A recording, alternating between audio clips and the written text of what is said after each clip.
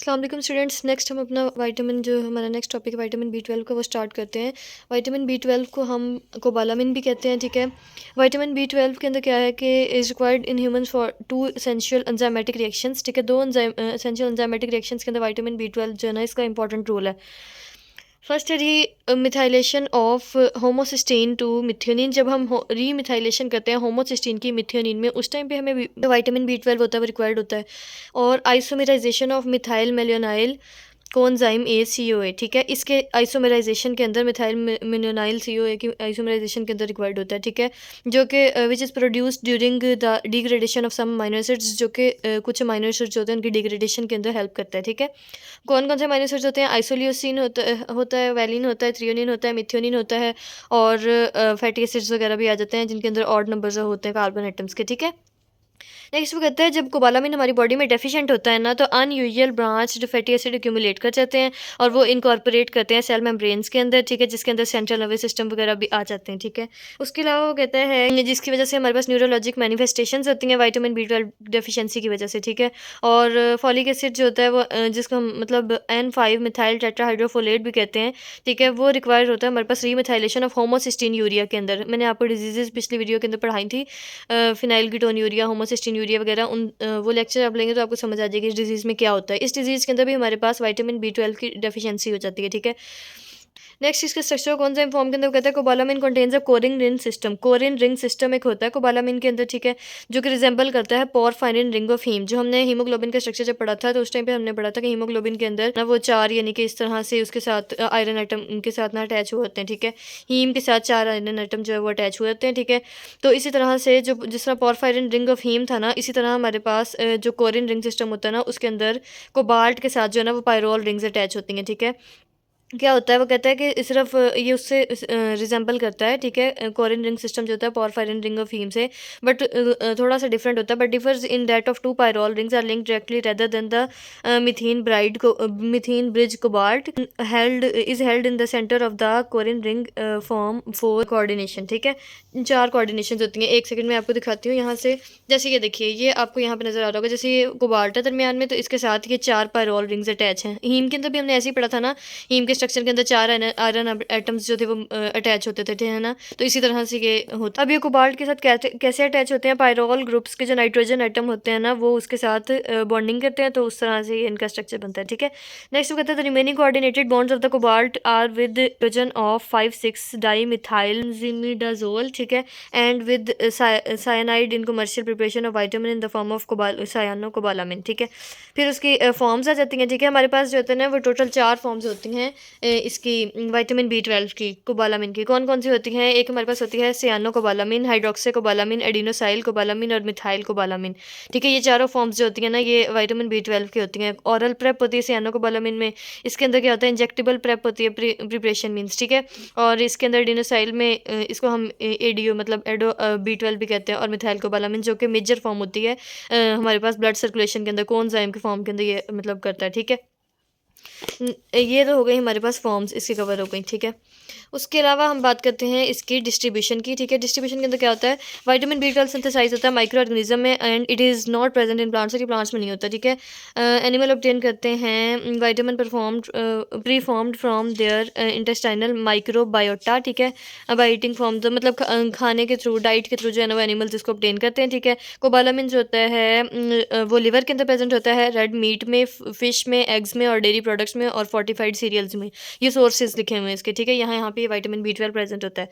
Next हम बात करते हैं फोलेट ट्रैप हाइपोथेसिस की। इसके अंदर क्या होता है कि जब हमारे पास कोबालामिन की डेफिशिएंसी हो जाती है ना, तो हमें पता मतलब कहाँ से लगता है? Most pronounced in rapidly dividing cells. Rapidly dividing cells जो जैसे फॉर एग्जांपल इरिथ्रोपोइटिक टिश्यू होता है ना बोन मैरो के अंदर, या म्यूकोजल सेल्स होते हैं इंटेस्टाइन के, वो रैपिडली डिवाइडिंग कर रहे होते हैं ना, उन कोबालामिन की डेफिशिएंसी जो है वो उनसे हमें पता लग जाती है, ठीक है। कुछ टिश्यूज़ जो होते हैं उनको चाहिए होता है N5 N10 मिथाइलिन और N10 formyl forms of tetrahydrofolate, उनको रिक्वायर्ड होती हैं for the synthesis of nucleotide, जो कि हमारे पास DNA रेप्लिकेशन के अंदर रिक्वायर्ड होता है, ठीक है। तो हाउएवर विटामिन B12 डेफिशिएंसी से क्या होता है हमारे पास के utilisation of N5 methyl form of tetrahydrofolate and B12 dependent methylation of homocysteine urea to methionine is impaired, ठीक है। वो कहता है कि N5 methyl form of tetrahydrofolate जो होती है ना, वो B12 dependent methylation of homocysteine urea की जब मिथ्योनिन के अंदर हो रही होती है तो वो भी इम्पेयर्ड होती है, ठीक है। वो भी सही से नहीं होती। क्यों? क्योंकि methylated form can not be converted directly to other forms of tetrahydrofolate, ठीक है। वो यानी सही से कन्वर्ट ही नहीं होती मिथाइलेटेड फॉर्म टेट्राहाइड्रोफोलेट के अंदर, ठीक है। और वो ट्रैप हो जाती है यानी पे N5 मिथाइल फॉर्म के अंदर ही, वो आगे कन्वर्ट ही नहीं होती, ठीक है। और जब वो आगे कन्वर्ट नहीं होती तो वो एक्यूमुलेट होने लग जाती है हमारे पास, ठीक है। उसके अलावा वो कहता है लेवल ऑफ अदर फॉर्म्स, ज़ाहिर सी बात है जब ये एक्यूमुलेट होने लग जाएगी तो अदर फॉर्म्स जो होती हैं उनका लेवल जो होता है वो हमारे पास डिक्रीज़ हो जाता है, ठीक है। कोबालामिन डेफिशिएंसी की वजह से क्या होता है, इसकी वजह से हमारे पास THF जो होता है ना टेट्राहाइड्रोफोलेट, उसकी डेफिशिएंसी भी हो जाती है, ठीक है। नीडेड इन प्यूरिन, जो कि हमारे पास प्यूरिन में और TMP सिंथेसिस में resulting in the symptoms of megaloblastic anaemia. और फिर इसकी वजह से क्या होता है, हमारे पास मेगालोब्लास्टिक एनीमिया होता है जिसके अंदर RBCs का साइज़ जो होता है ना वो बहुत ज़्यादा इंक्रीज़ हो जाता है, ठीक है। नेक्स्ट हम लोग बात करते हैं इसके क्लिनिकल इंडिकेशन ऑफ कोबालामिन की। इसके अंदर वो कहता है कि in contrast to other water soluble vitamins significant amounts 2 to 5 mg of vitamin B12 are stored in the body. अगर हम बाकियों से कंपैरिजन करें बाकी वाटर सॉल्युबल फॉर्म से, तो विटामिन B12 होता है ना वो 2 से 5 mg जो होता है ना वो हमारे जो बॉडी होती है ना उसके अंदर स्टोर होता है, ठीक है। इसलिए इसकी डेफिशिएंसी को ना हमारे पास सेवरल ईयर्स हो जाते हैं, मतलब अगर डिक्रीज कर जाए ना हमारी बॉडी में तो फ़ौरन से इसकी डेफिशिएंसी हमें शो नहीं होती विटामिन B12 की, ठीक है। उसके अलावा वो कहता है कि इसकी डेफिशिएंसी को चेक करने के लिए हमारे पास एक शिलिंग टेस्ट होता है, ठीक है, जिससे हमारे पास विटामिन B12 की जो अब्जॉर्प्शन होती है वो हम चेक करते हैं। अगर शिलिंग टेस्ट से हम पता लगवा लेते हैं कि पेशेंट के अंदर विटामिन B12 की डेफिशिएंसी है या नहीं, आया इस पेशेंट के अंदर विटामिन B12 की अब्जॉर्प्शन सही से हो रही है या नहीं हो रही, ठीक है। नेक्स्ट वो कहता है मिथाइल मेलोनिक एसिड ब्लड के अंदर उसका लेवल भी हम चेक कर लेते हैं, ठीक है। अगर विटामिन B12 की डेफिशिएंसी होगी तो मिथाइल मेलोनिक एसिड जो होता है ना उसका ब्लड के अंदर लेवल जो बहुत ज़्यादा होगा, ठीक है, विद लो इंटेक और डिक्रीज अब्जॉर्प्शन ऑफ विटामिन, और फिर उसकी वजह से हमारे पास विटामिन B12 की जो है वो अब्जॉर्प्शन सही से नहीं होगी, ठीक है। ऊपर तो हमने पढ़ा था मेगालोब्लास्टिक एनीमिया, लेकिन यहाँ पे उसने कहा है कि इसकी वजह से जब हमारे पास विटामिन B12 की डेफिशिएंसी होती है और वो सही से मीन्स अब्जॉर्ब नहीं होता स्टमक के अंदर, ठीक है। यहाँ पे वो इंट्रिंसिक फैक्टर के साथ बाइंड करता है, आगे हम पढ़ेंगे तो, ठीक है। तो यहाँ पे जब वो सही से अब्जॉर्ब नहीं होता तो हमारे पास हो जाता है परनीशियस एनीमिया, ठीक है। परनीशियस एनीमिया में क्या होता है, विटामिन B12 डेफिशिएंसी कॉमनली देखी जाती है पेशेंट्स के अंदर, ठीक है, जिनके अंदर विटामिन B12 जो है वो अब्जॉर्ब नहीं होता सही से इंटेस्टाइन से, ठीक है। B12 is released from the food in the acidic environment, ठीक है, in the acidic environment of the stomach, ठीक है। फिर वो नेक्स्ट वो कहता है कि माल अब्जॉर्प्शन होती है कोबालामिन की, वो अच्छा फिर उसके ट्रांसपोर्ट मेथड हमारी बॉडी के अंदर ये ट्रांसपोर्ट कैसे होता है वो सारा प्रोसेस बताया हुआ है कि जो फ्री B12 होता है ना वो बाइंड करता है ग्लाइकोप्रोटीन R ग्रुप या हेप्टोकोरिन के साथ, ये बाइंड करता है विटामिन B12 हमारी बॉडी के अंदर फ्री B12 बाइंड करता है R प्रोटीन या हेप्टोकोरिन के साथ, ठीक है। उसके साथ बाइंड करने के बाद ये क्या करता है, कॉम्प्लेक्स बना देता है और ये कॉम्प्लेक्स मूव करता है इंटेस्टाइन के अंदर, ठीक है। इंटेस्टाइन में मूव करने लग गया। नेक्स्ट वो क्या कहता है B12 जब ये इंटेस्टाइन के अंदर जाता है ना तो B12 जो होता है वो और कोरिन से क्या हो जाता है रिलीज, ठीक है, पैंक्रियाटिक एंजाइम्स के थ्रू, और बाइंड कर लेता है ग्लाइकोप्रोटीन के साथ, ठीक है, इंट्रिंसिक फैक्टर के साथ, ठीक है, मतलब इनके साथ जाके बाइंड कर लेता है, ठीक है। तो फिर आगे वो कहता है cobalamin intrinsic factor complex travels to the intestine and binds to the receptor cubin, ठीक है। जो कोबालामिन इंट्रिंसिक फैक्टर कॉम्प्लेक्स होता है ना वो ट्रैवल करता है इंटेस्टाइन के थ्रू, ठीक है, और बाइंड कर देता है रिसेप्टर क्यूबिन के साथ, ठीक है, on the surface of mucosal cells in the ileum, ठीक है। इलियम के अंदर जाके ना ये उसके साथ बाइंड कर लेता है, ठीक है।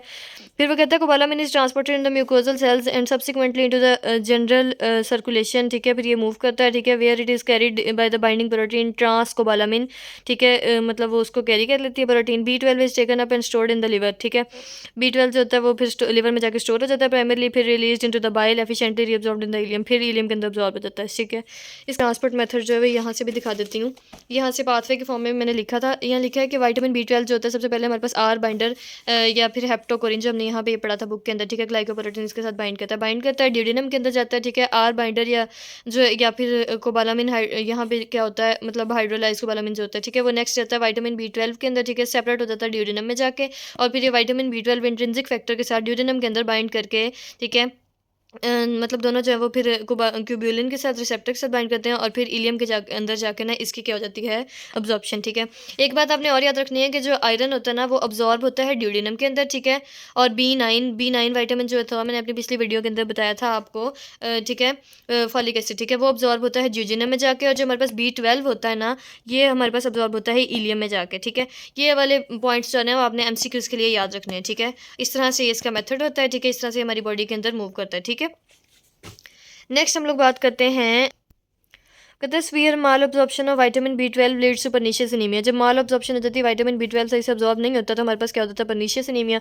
Disease is most commonly result of N auto immune destruction of gastric parietal cells, मतलब हमारे स्टमक के जो सेल्स होते हैं ना, उनकी डिस्ट्रक्शन हो जाती है, ठीक है। इसकी वजह से भी ये परनीशियस एनीमिया होता है, क्योंकि इंट्रिंसिक फैक्टर की वहाँ पे डेफिशिएंट हो जाता है, ठीक है, और उसकी वजह से विटामिन बी 12 जो होता है ना, वो उसकी फिर अब्जॉर्प्शन ही नहीं होती सही से, ठीक है।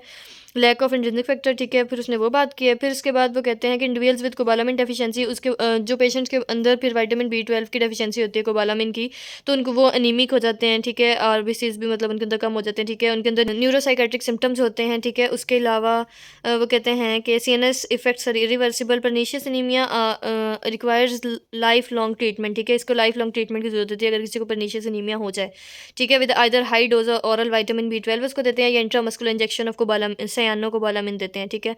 और सप्लीमेंटेशन करते हैं इसकी in the absence of intrinsic factor, ठीक है। Because 1% of the B 12 uptake is by the intrinsic factor independent diffusion, ठीक है। यहाँ तक हमारा जो है ना ये विटामिन बी 12 कंप्लीट हो गया। नेक्स्ट वीडियो के अंदर मैं आपको नेक्स्ट विटामिन पढ़ाऊंगी, तब तक के लिए थैंक यू सो मच, अल्लाह हाफिज़।